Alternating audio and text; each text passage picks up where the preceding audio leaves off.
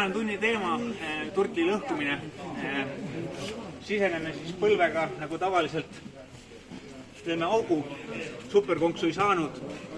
Tema tasakaalu lõhume jala viltu tõmbamisega. Ning nüüd leiame viisi, kas õlast siit haardega tõmbame ta enda rinnale, nii et ta tagumik jääb minu rinnakorvile.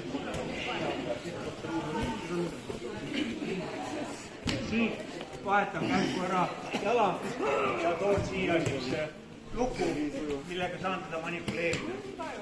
Võin proovida teha ka alistust, kui tõenäoliselt see ei toimi. Kui ta on nüüd risti, siis ma saan jalaga lükatada selja endale kätte. Ning saan sisse teise konksu. Ning sellega on turtel lõhutud. Teine asend. Kui me lükkame sisse teise põlve ja püüame hoopis kätt. Nüüd, kui me lükkasin põlve sisse, siis see käsi võib veel jääda liiga peitu. Selleks teen ma siis väikse liu ja lükkan seda kätt välja poole. Kui ma endiselt ei saa seda kätte, võin ma käega natuke aidata ning püüda kannaga see käsi kokku, nii et põlv ja kand puutuvad kokku.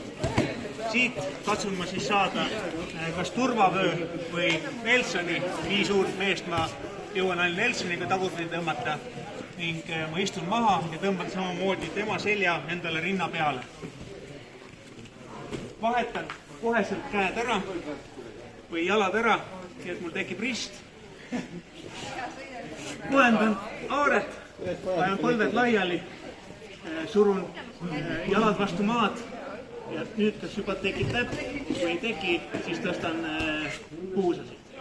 Kui siit alistust ei tule, ta saab käe ära peita, siis mul on üks käsi kiini ja ma saan kägistada. See oli tänane turtli lõhkumise.